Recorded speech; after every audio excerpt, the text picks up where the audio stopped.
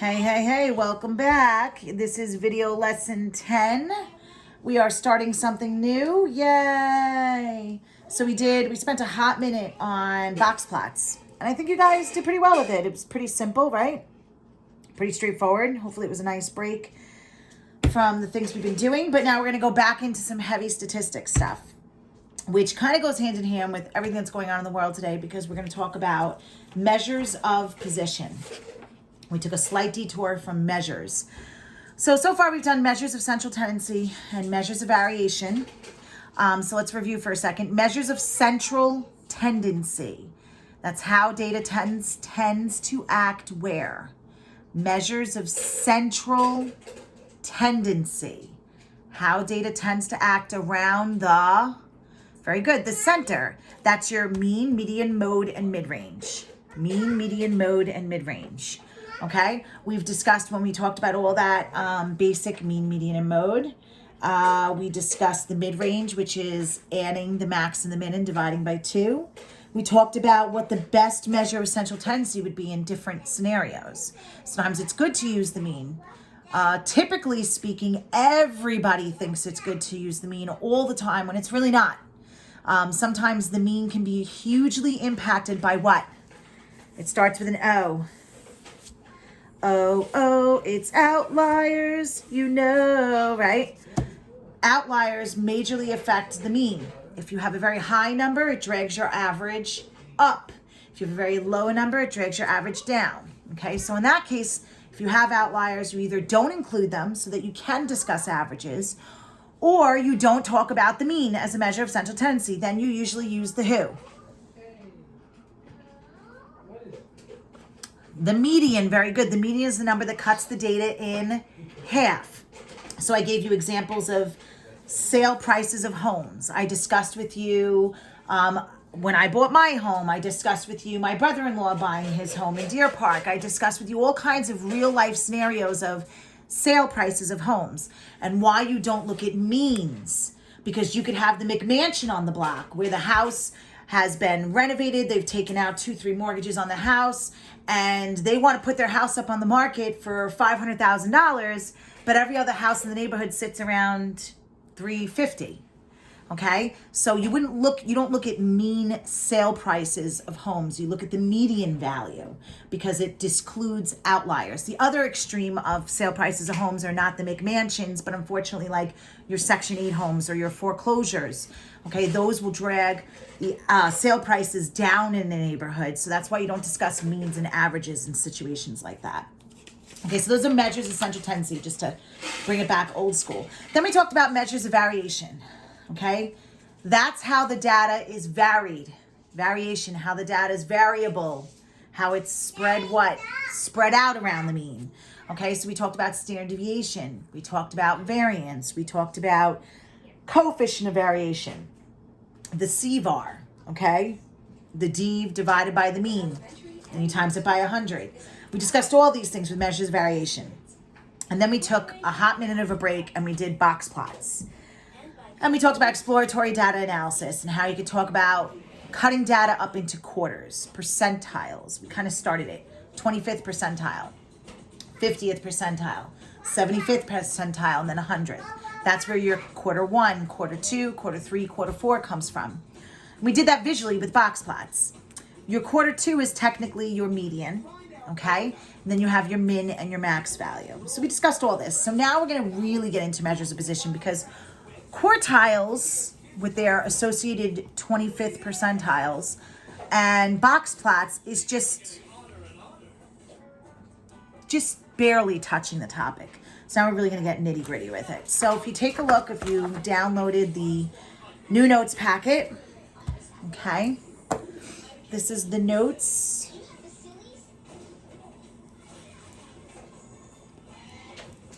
For video lesson 10.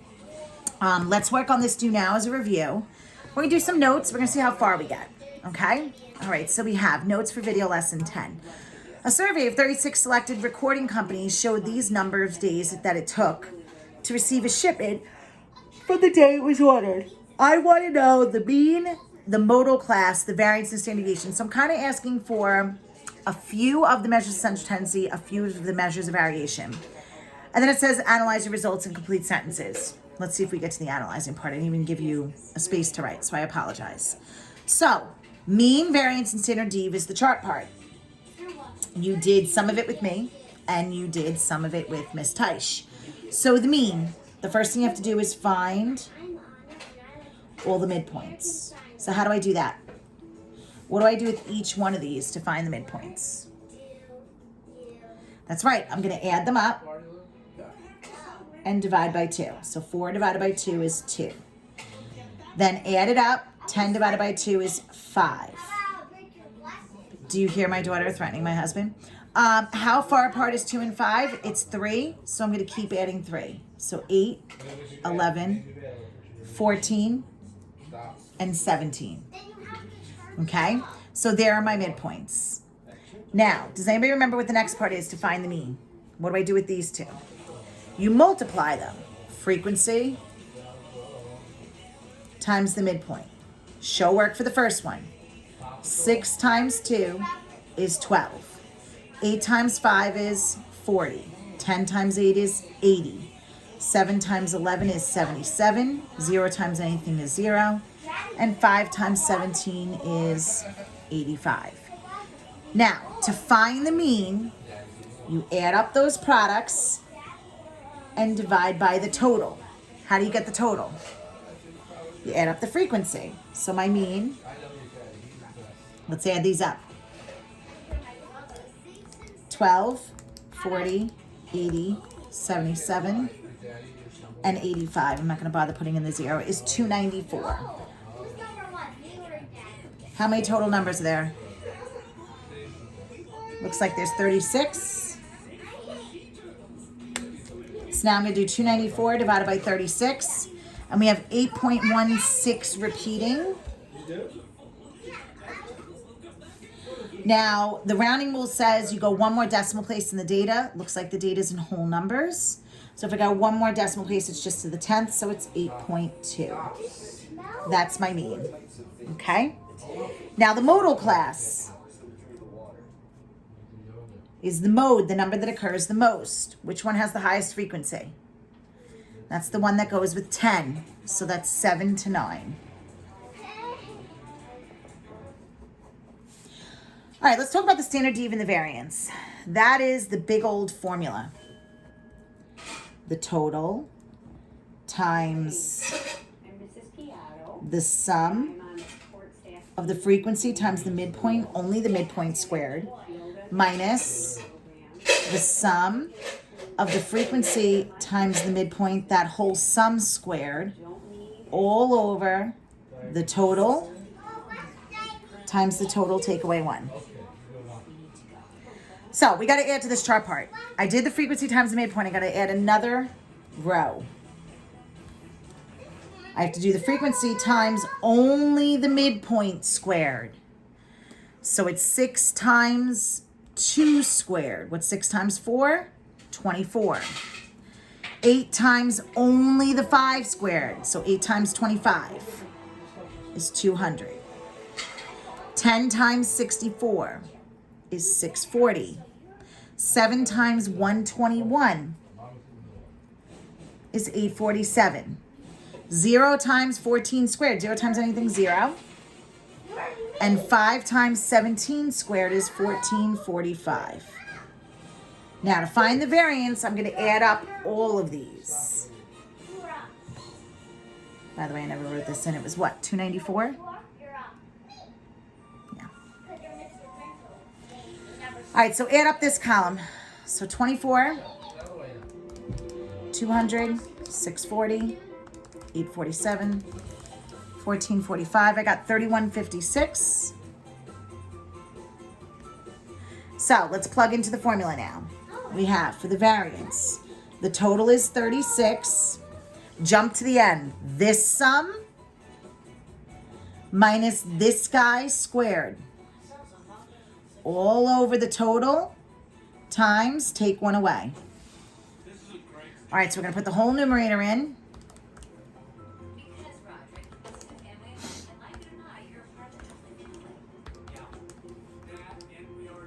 divided by 36 times 35. And I'm getting, now I got to write the whole goddamn thing out. Because what do I do to the whole goddamn thing to make it smaller, to make it a standard dev? I'm going to square root it, that's right. But I'm going to end up saying it's 21.6 as a variance. Now the standard dev is the variance squared.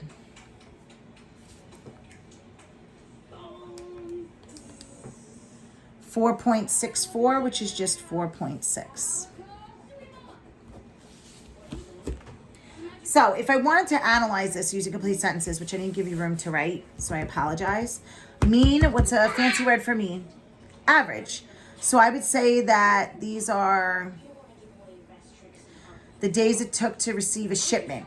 So the average amount of days it took to receive a shipment for 36 recording companies is 8.2 days. Most shipment companies received it in 7 to 9 days. Okay? And then we're going to say, now look at your standard dev. What's the magic number? 5. Anything bigger than 5 is too big. Is this bigger than 5 or smaller than 5? It's smaller. So you're going to say, since the standard deviation is small, we conclude that the data is less variable or less spread out and more consistent. Okay? All right, so that's just reviewing measures of central tendency and measures of variation all in one problem. Sorry guys, I'm super thirsty. All right, so let's talk about z-score. Z-score is a way to compare apples to oranges. Okay, so for a z-score,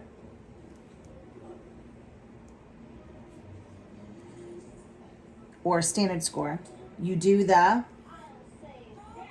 value minus the mean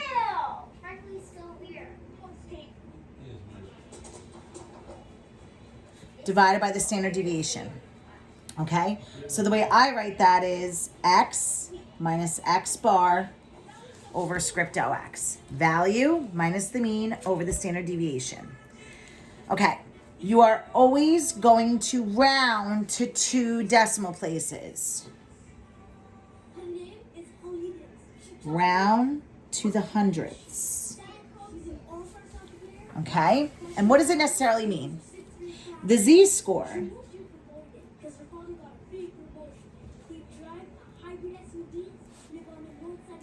represents the number of standard deviations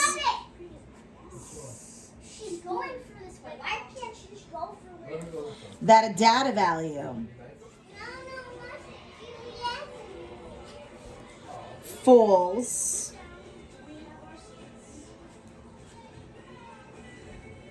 above or below the mean. When your z is positive, that means the value is above the mean. When your z is negative, that means your value is below the mean. When your z is 0, that means the value is equal to the mean. So it all makes sense in a second. We use it to compare apples to oranges. Okay, that's a lot of little notes I squeezed into one little spot, but you know how I do. So, we've talked about the percent of data that falls within a certain amount of standard deviations in the mean. We ripped it apart. We did Chebyshev. We did, which gave us 2 percentages, right? It said that you can have within 2 standard devs or 3 standard devs. And it was either, God, the 3 is 88.89 and the 2 is 75%, right?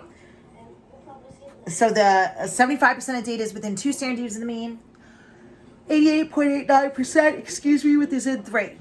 And then like 100 or so years later, in like the 1900s, late 1800s, they refined it with the empirical rule, okay? And the empirical normal rule, which basically gave us 3 standard deviations. And that's where we introduced being within 1 standard dev.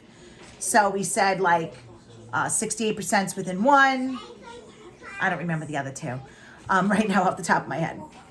I'd have to look it back up because my brain is shot right now. So that's talking about how many total numbers, how many total pieces of the data out of all the data falls within a certain amount of standard deviations. The z-score talks about one value. It tells you the percentage that it's within the standard, the mean of for one particular score. So like, how did John do on my quiz compared to the rest of the class? That's what a z-score tells you. You take his quiz score, you subtract the mean, hit equals, and then divide by the standard deviation of the class. And then that gives you a number. That z-score tells you if he had a relatively high position compared to the rest of the class or relatively low. Meaning if the z-score is positive, his score was above the average for the class. He did better than the average. If his z-score is negative, it was below the average. If it's 0, it was the average. That's where this comes into play. Okay? All right, so let's take a look at a couple of z-score problems. So if you look at example 1, we have a student scored a 65 in a calculus test that had a mean of 50 and a standard deviation of 10. She scored a 30 on a history test with a mean of 25 and a standard deviation of 5. Compare her relative positions on the 2 tests. So you're comparing apples to oranges. How did the student do in calculus compared to history? So what kind of calculus student are they compared to what kind of history student are they? Okay, that's where you do a z-score. Okay, so to find the z-score, remember you round to 2 decimal places. I'm going to do the value minus the mean divided by the standard dev. Okay, so here we go. For calculus, they scored a what? A 65. What's the mean in the class? A 50 divided by the standard deviation of 10. Let's see what we get here. Now, you can't put it all in one shot. Biggest mistake you guys make is you go 65 minus 50 divided by 10. You're going to get the wrong answer. 60 is way too big of a number for a z-score. You have to do 65 minus 50, hit equals, and then divide by 10. And it's 1.5. See how different your answer is? In history, they got a 30 minus, what's the mean? 25 divided by 5. So you ready? 30 minus 25, hit equals, and then divide by 5. And that's 1. Go big or go home, ladies and gentlemen. Who's bigger? Calculus. So then we say, as a result, since the z-score in calculus is larger, we could say her relative position in that class is higher than that of her relative position in history. So I'm going to write this down.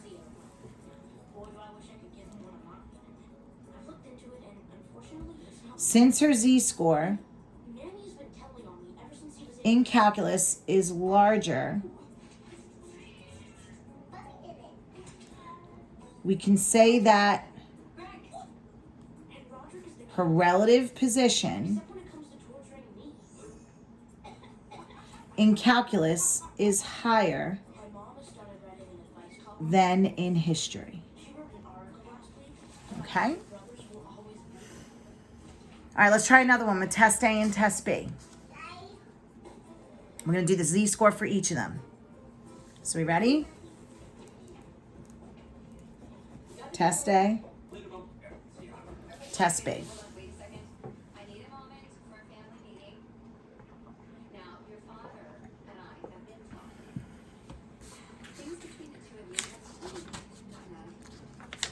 You ready? So for test A, here's the value, 38. Minus, the mean is 40, divided by the standard dev, which is 5. For B, the value is 94, minus the mean is 100, divided by a standard dev of 10. So again, put the whole top in, hit equals, and then divide by the standard dev. You're going to get negative 0.4.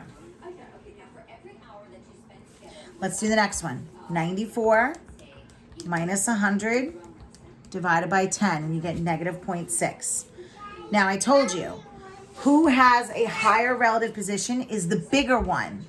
But when the numbers are negative, you have to be really careful, okay? Because the actual numerical number, the bigger the negative number is, the smaller it is in value. Because it's like being in debt. It's like owing money. You want to go with the negative number that's closer to 0. That's the one that's bigger, technically.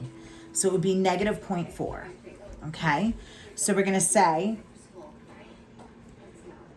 since the z-score on test A is larger,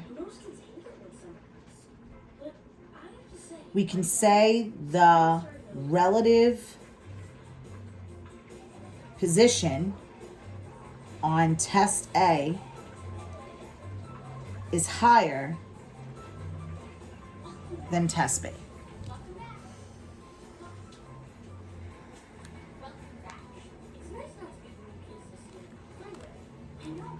Okay? So go big or go home. The bigger the z-score, the higher the relative position, the better they're doing. Okay? All right, let's take a look at percentiles. Moving on. Percentiles is when you divide the data set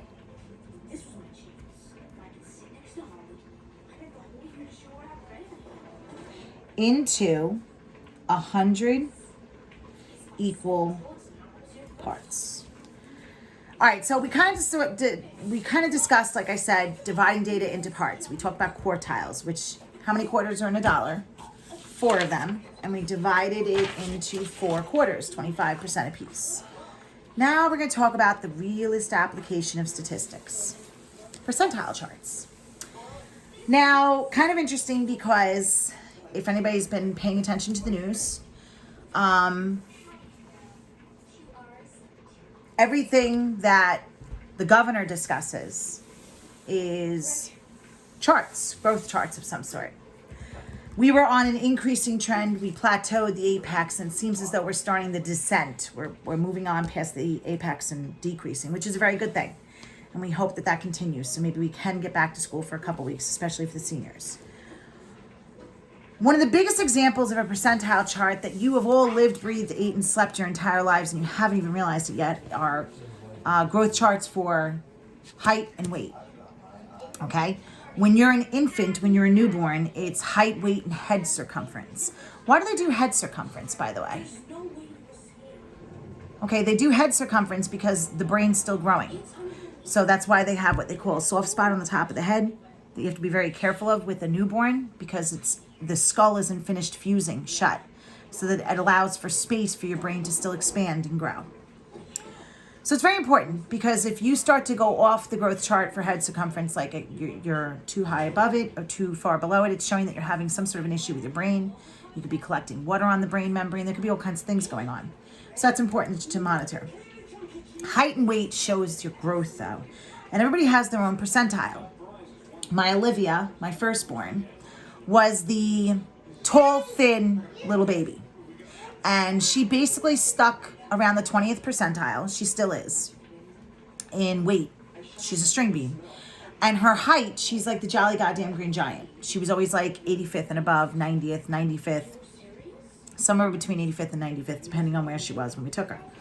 She's tall and skinny. God bless her. She's everything I prayed for to want to be.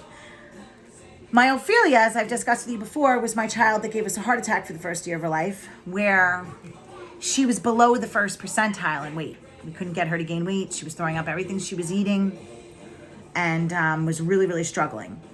So what I did here is I printed the percentile growth chart put out by the CDC, okay, Center for Disease Control. The pediatrician uses the one for the CDC and the one for the American Academy of Pediatrics, the AAP. They're basically the same. The AAP has adopted this one. So this is precise. And you'll see it's a percentile. It's kind of confusing the way to read it, but it says weight for age percentiles. So over here you have your weight. Oh, damn it. I didn't do the one with height. Okay, well, I'll print the other one for height, but I really want to discuss the one for weight anyway. But over here you have your weight. It gives it to you in kilograms and pounds. We're going to look at pounds because we're the United States of America, and that's how we scale things, by pounds. And it even gives it to you over here on the other side in pounds. That way it's easier for you to read as you go up the chart, okay? So if at 3 months, Ophelia was a little above the first percentile. She was like at the 10th, and then she started to fall. So it's 6 months here. This is how old they are in months. 6 months. If you go to the first percentile, now here's the third percentile. That's the bottom line, which means she was below this at 6 months. Let's say she was like here. What was her weight? Yeah, she was like less than 12 pounds. Okay? And she stayed there on that. So as she went out to 12 months, okay, she'd gained like 4 pounds in 6 months. She was only at 16 pounds. So you'll see how small she was compared to my Olivia, where at 6 months, Olivia was at like the 10th percentile, which is the third line. And she was at about almost 14 pounds there, 15 pounds. And if you follow that along to 12 months, she was like 19 pounds at that point. So you see it's a significant difference, okay? Now, the cool statistic is that statistically speaking, it's with over 85% accuracy, okay? That if you take your height in inches at 2 years old, 24 months, and you double it, there's an 85% accuracy that your height in inches doubled at 2 years old will be your maximum height range for when you're an adult and you stop growing. So Olivia is projected to be around 5'10", I think. And I think it's like a 2-inch error. So she could be between 5'8" and 6 foot, but she's projected to be around 5'10". Ophelia was 4'2", so in inches that's 50 inches. If you double that,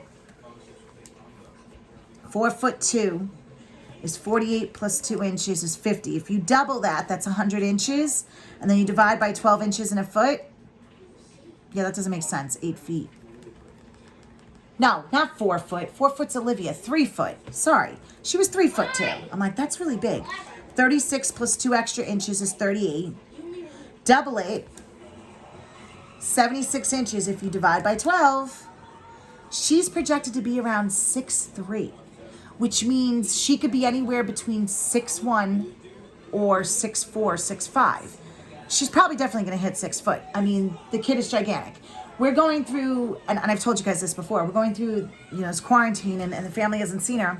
We did a couple of birthday drives by this weekend because we had a lot of birthdays. We had Terry's, Angela's, and we had my aunt's on Friday. And she got out of the car and stood up, and my family's like, oh my God, she got taller. And I'm like, yeah. She's like only a head below her sister that's 5 years older than her.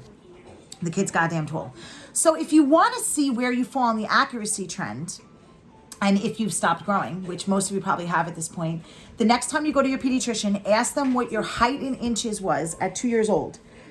Height in inches at 2 years old, and then double it and see where you are on the growth scale. Jimmy, didn't you say you grew like another inch your freshman year of college?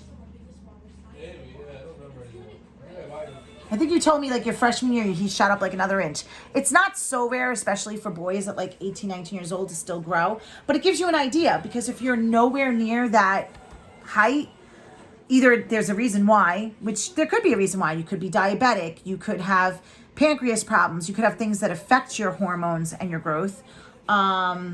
You could have thyroid issues, but it could also mean that you still have another inch or so to grow. So it's kind of interesting. Take your height in inches at 2 years old and double it. Okay, so basically to do percentiles, let's talk about making a percentile graph. So here is a frequency distribution of blood pressure. We've dealt with this before. You have your class boundaries and your frequencies. And here are the steps here, and we're going to use these to make a percentile chart by hand. So basically, The first thing I'm going to do is find my cumulative frequencies. So I call that my CF. Cumulative means all together. So all together I start with 24 of them, and then you keep adding 24 and 62. So what's 24 plus 62? That's right, it's 86. And what is 72 plus 86? 158. We're going to keep going. 158 and 26 is 184. 184 and 12 is 196. And last but not least, 196 and 4 is 200. That's my cumulative frequency. Cumulative means all together. You just keep adding it. Now my cumulative percent, my CP. Okay? You take each cumulative frequency and you divide by the total. So how do I find out what the total is? Well, that's the number you got at the end, or you just add these all up, which is 200. So I'm going to show work for the first one. 24 divided by 200. And then to make it into percent, you times it by 100. So 24 divided by 200 times 100 is 12%. Keep going. 86 divided by 200. Most of you can look at that and say, yep, that's 43%. If you don't see it, times it by 100, 43%. 158 divided by 200 is 79%. Multiply it by 100 when you're done. 184 divided by 200 is 92%. 196 divided by 200 is 98%. And obviously 200 divided by 200 is 100% of the data. So now I'm going to graph this. And it tells you the steps right here. Class boundaries go on the X. Percentages go on the Y. Okay? So I'm going to draw a rough graph. So we ready?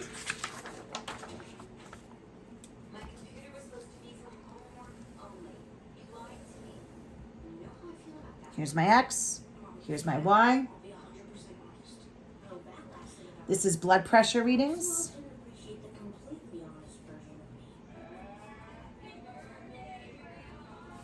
We have class boundaries. So if I start at 89.5, do we have a break or no break?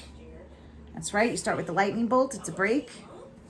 And you put your class boundaries. 89.5, 104.5, 119.5, your mom 0.5, your dad 0.5, we're keeping in the family, 64.5, and last but not least, 179.5. All right, remember, we don't label it class boundaries because if your typical person looked at that, they wouldn't know what the hell that means.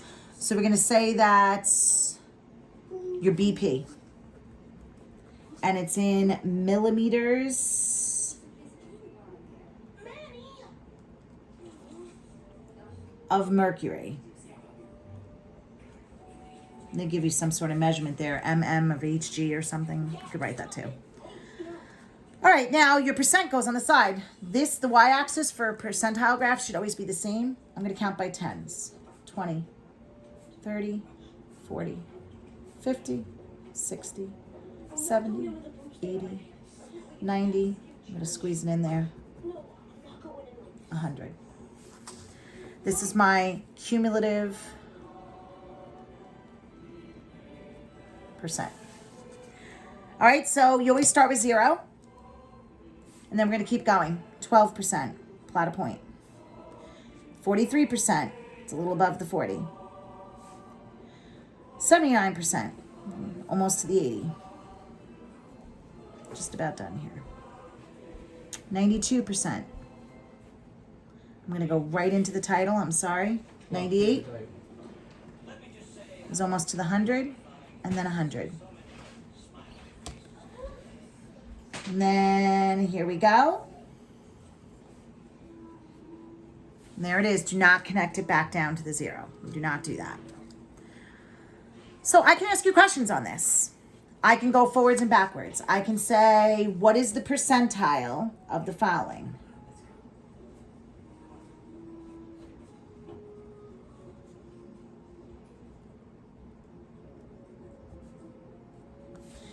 So, if I have a blood pressure reading of 125 mmHgs, you find where 125 would be, maybe somewhere like right there. Follow it up to the line. And it looks like maybe 60th percentile. Okay? How about for 150? My blood pressure is 150 systolic. Go to 150. Go up to the line. I'd say it's like 93rd percentile. Let's do one more for fun. What if it's like 110? Which is pretty normal, by the way. I'd say that's like the 30th percentile.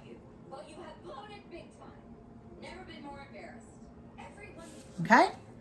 Or I can go backwards. I can say,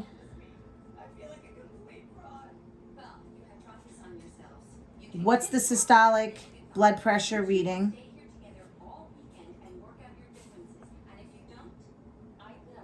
for the following percentiles?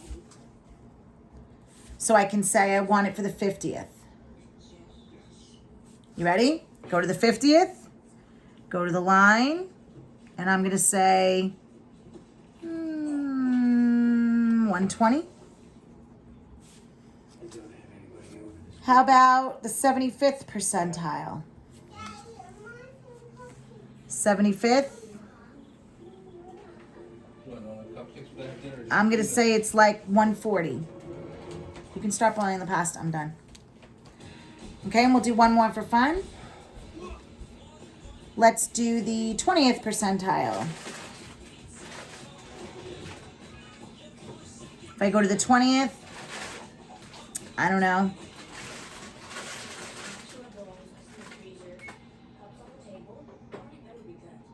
115 maybe? 110? It's an approximation, so these answers can't necessarily be perfectly right or wrong, exactly right or wrong, but it's based on your graph. All right, guys, so your homework for video lesson 10, let's see, is going to be homework